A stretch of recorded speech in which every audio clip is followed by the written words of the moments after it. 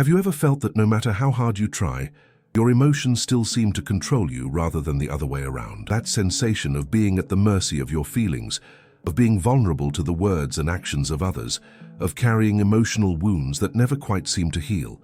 It's as if you're navigating through life with your heart perpetually exposed, each interaction potentially causing pain that lingers far longer than it should. I understand this feeling deeply. The constant struggle of trying to protect yourself while simultaneously trying to live authentically can feel like an impossible balancing act. It's like wearing armor that's both too heavy to carry and too thin to protect. You find yourself exhausted from maintaining defensive walls, yet still feeling the sting when someone's words or actions pierce through. This emotional vulnerability isn't just uncomfortable, it can be debilitating, preventing you from forming deep connections, pursuing your dreams, or simply experiencing peace within yourself. But what if I told you that the path to becoming emotionally untouchable doesn't lie in building higher walls or developing a thicker skin? What if the real solution comes from embracing truths about yourself and human nature that fundamentally change how you process emotions and interact with the world? Today I want to share with you 7 brutal truths drawn from Carl Rogers' humanistic psychology. Truths that might initially feel challenging to accept, but that ultimately offer a pathway to emotional liberation. These aren't quick fixes or surface-level coping mechanisms. They're profound insights that, when truly internalized, can transform your relationship with your emotions and with others. They don't make you emotionally numb or distant. Quite the opposite. They allow you to remain open, connected, and authentic while developing a core of emotional resilience that no external circumstance can easily disturb. The first brutal truth we must confront is that most of your emotional suffering comes from resisting what is already true. Think about this for a moment. When we experience emotional pain, what causes the deepest suffering isn't usually the initial situation or feeling itself, but our resistance to accepting it. Carl Rogers observed throughout his decades of therapeutic work that humans have an extraordinary capacity for healing and growth when they simply allow themselves to fully acknowledge their current reality without judgment. Yet most of us spend enormous energy fighting against truths we don't want to face. We tell ourselves stories about how things should be different. We deny aspects of our experience that feel too painful to acknowledge. We construct elaborate justifications and defenses rather than simply accepting what is.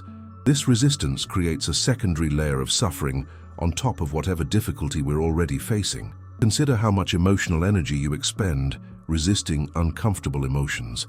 When sadness arises, you might immediately try to distract yourself or tell yourself to snap out of it. When anger surfaces, you might judge yourself for feeling it or suppress it until it manifests in indirect ways. When fear emerges, you might desperately try to convince yourself there's nothing to be afraid of, rather than acknowledging the fear itself. Rogers would suggest that this resistance creates a state of incongruence, a disconnect between your actual experience and what you're willing to consciously acknowledge. This incongruence lies at the root of psychological distress. The path forward isn't to become better at controlling or eliminating difficult emotions, but to develop a greater willingness to fully experience them without resistance. When you feel sad, can you simply allow yourself to be sad without judging it as weakness or trying to rush through it? When you feel angry, can you acknowledge the anger and listen to what it might be telling you rather than denying it or letting it control your actions? When you feel afraid, can you make space for the fear and move forward anyway, rather than waiting until the fear subsides? I want to pause here for a moment and ask you a question. When was the last time you truly allowed yourself to feel an uncomfortable emotion without trying to change it, fix it, or push it away?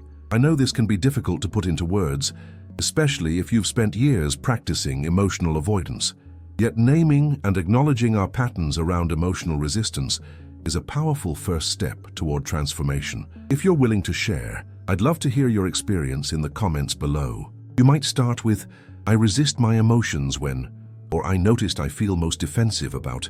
Your words might seem simple to you, but they could be exactly what someone else needs to hear to feel less alone in their own struggle. Your honest reflection might help others recognize their own patterns of resistance.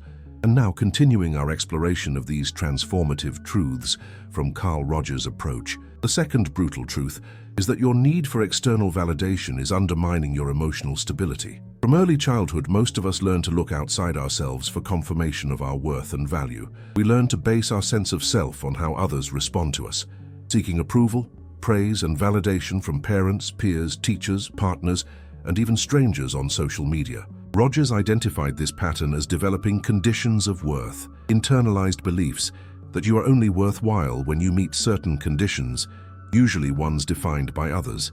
The more you base your self-concept on these external evaluations, the more emotionally vulnerable you become to criticism, rejection, or simply not receiving the validation you seek. Your emotional state becomes hostage to forces entirely outside your control. Consider how much of your day is spent, consciously or unconsciously, seeking approval from others. You carefully craft social media posts hoping for likes and comments. You modify your opinions to align with those around you. You make choices based on what will impress others, rather than what truly resonates with your authentic self. You feel devastated by criticism and elated by praise, both reactions indicating that you've placed the power to determine your worth in someone else's hands. Rogers proposed that emotional freedom comes from gradually shifting toward what he called an internal locus of evaluation. This means developing the capacity to value your own experience, to trust your own perceptions and feelings, and to make choices based on what feels genuinely right to you, rather than what will earn approval from others. This doesn't mean ignoring feedback or becoming self-centered.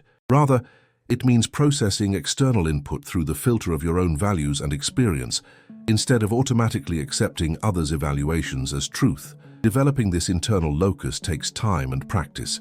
It begins with simply noticing how often your emotions are triggered by seeking or receiving external validation. Can you catch yourself in the act of fishing for compliments? Can you recognize when you're making choices primarily to please others? Can you identify the specific people whose approval you most crave? The third brutal truth Rogers' work reveals is that authentic connection requires vulnerability, not perfection. Many of us operate under the mistaken belief that if people saw our true selves, our flaws, insecurities, mistakes, and struggles, they would reject us. Though we present carefully curated versions of ourselves, hiding anything that might be judged negatively, we maintain what Rogers called a facade, or false self, in our relationships. The tragic irony is that this very attempt to protect ourselves from rejection actually prevents the deep connection we truly crave. Rogers discovered through his therapeutic work that real connection happens precisely when we drop our pretenses and allow ourselves to be seen as we truly are. When you present only your strengths and successes, you may gain admiration, but not genuine connection. When you hide your struggles and vulnerabilities, you create relationships built on partial truths at best and outright deception at worst. The emotional toll of maintaining these facades is immense. Constantly monitoring what you reveal and conceal, worrying about being found out, feeling chronically misunderstood, all of this creates a baseline of anxiety that makes you more emotionally reactive. Moreover, when someone does criticize or reject the persona you've presented, it often feels devastating because you've invested so much in maintaining that image. The alternative path Rogers suggests is cultivating what he called congruence, alignment between your inner experience and your outward expression. This means gradually allowing yourself to be more authentic in your relationships, revealing your true thoughts, feelings, and experiences, even when they're messy or imperfect. It means speaking your truth, expressing your genuine emotional reactions, and allowing your real self to be seen. This vulnerability isn't weakness. It's actually the foundation of emotional resilience. When you no longer need to pretend to be someone you're not, criticism and rejection lose much of their sting. If someone rejects you for who you truly are, it's simply information about compatibility, not a devastation of your carefully constructed false image. The fourth brutal truth from Rogers' humanistic perspective is that your emotional reactions often have little to do with the present moment. Many of us pride ourselves on being rational, believing our emotional responses are appropriate reactions to current circumstances. Rogers' therapeutic work revealed something different. Most of our strongest emotional reactions are actually triggered by past experiences that remain unprocessed and unintegrated. When you react with intense anger to a minor slight, or feel overwhelming anxiety in a situation that objectively poses little threat, or experience crushing disappointment when faced with a small setback, you're likely experiencing what Rogers would call an incongruence between your present reality and past emotional material. Your present moment emotional system is being hijacked by historical patterns and unresolved wounds. This disconnection between your emotional reaction and the current reality creates a significant portion of your psychological suffering. You find yourself repeatedly overreacting to situations, then feeling confused, ashamed, or frustrated by your own responses. Others may point out that your reaction seems disproportionate, which only adds another layer of distress. The path to emotional resilience lies not in trying to force yourself to have more appropriate emotional reactions, but in developing greater awareness of the historical roots of your patterns. Rogers believed in the healing power of bringing compassionate awareness to your emotional experiences. When you feel triggered, can you pause and ask yourself, does this remind me of something from my past? When have I felt this way before? Is my reaction truly about what's happening now, or is something else at play? As you develop this awareness, you can begin to differentiate between reactions based on present circumstances and those fueled by past experiences. This doesn't mean dismissing your emotions as just old stuff, quite the opposite. It means honoring the validity of those past hurts while recognizing that you have the capacity to respond to the present moment on its own terms. Over time, this practice allows you to process and integrate those historical experiences rather than continually reliving them in the present. The fifth brutal truth from Rogers' approach is that emotional freedom requires accepting all parts of yourself, especially the aspects you've been taught to reject or hide. Most of us grow up learning that certain emotions, thoughts, or aspects of our personality are unacceptable or shameful. We learn to disown our anger, hide our vulnerability, deny our sexuality, suppress our ambition, or minimize our sensitivity, whatever qualities were explicitly or implicitly discouraged in our particular family, cultural, or social context. Rogers observed that this partial self-acceptance creates ongoing internal conflict. You expend enormous energy fighting against aspects of your own nature, creating what he called conditions of worth, internal rules about what you're allowed to be and feel in order to consider yourself worthy.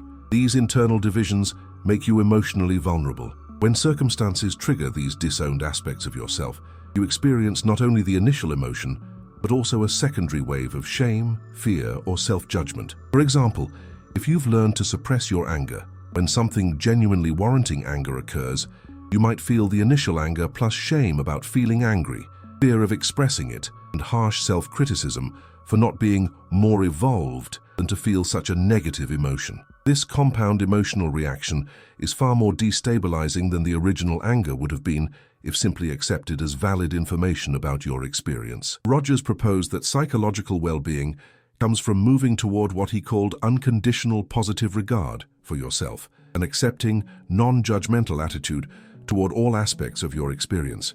This doesn't mean acting on every impulse or emotion, but it does mean acknowledging them all as legitimate parts of your humanity rather than flaws to be eliminated. The practice begins with simply noticing the parts of yourself you habitually reject. What emotions do you consider bad or weak? What personality traits do you try to hide or change? What thoughts do you immediately judge as unacceptable? As you identify these patterns, you can begin the practice of extending acceptance to these disowned aspects. This isn't about glorifying them or giving them free rein, but about acknowledging them as parts of your complex humanity and bringing them into relationship with the whole of who you are. The sixth brutal truth from Rogers' humanistic psychology is that true emotional resilience comes from trusting your own experience rather than external authorities. Most of us are taught from childhood to doubt our own perceptions and feelings in favor of the viewpoints of parents, teachers, religious leaders, experts, and other authority figures. We learn to second-guess our intuitions, dismiss our emotional reactions as irrational, and override our natural preferences in favor of what we're told is right or proper. This pattern continues into adulthood, as we defer to doctors without questioning, accept workplace cultures that feel toxic, maintain relationships that drain us, or follow societal norms that don't align with our values, all because we've been conditioned to trust external authority over our own internal knowing. Rogers observed that this disconnect from your own experience creates a state of alienation that undermines emotional well-being. When you consistently ignore or override your own perceptions and feelings, you lose touch with your natural guidance system. You become increasingly uncertain, anxious, and dependent on others to tell you what to think, feel, and do. The alternative path Rogers proposed is developing what he called organismic trusting, a growing confidence in your own direct experience as a valid and valuable source of information. This doesn't mean rejecting all external input or expertise, But it does mean bringing a healthy skepticism to authority claims and checking them against your own felt sense of truth. It means recognizing that you have access to a kind of wisdom that comes from being in your own body, with your own history, values, and unique perspective. No outside authority, however credentialed or respected, can ever have access to your full subjective experience. The practice of organismic trusting begins with simple awareness. Notice when you automatically defer to others, despite a subtle sense of discomfort. Pay attention to bodily cues that might signal disagreement with what you're being told. Tension, constriction, uneasiness, even if you can't immediately articulate why. Give yourself permission to take time before accepting others' perspectives, allowing space to check whether they truly align with your own experience. As you develop this practice, you may discover that you've been ignoring important signals from your own experience for years.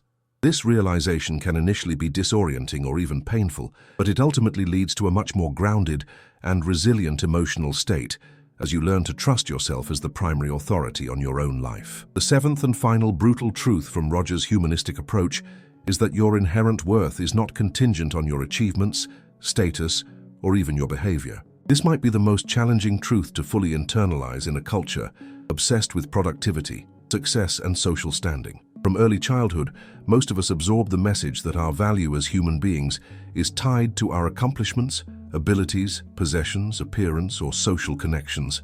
We learn to see ourselves as worthy only when we're productive, only when others approve of us, only when we meet certain standards of success or virtue. Rogers discovered through his work that this conditional sense of self-worth creates profound emotional vulnerability. When your value as a person is tied to fluctuating circumstances, your emotional state becomes hostage to those same fluctuations.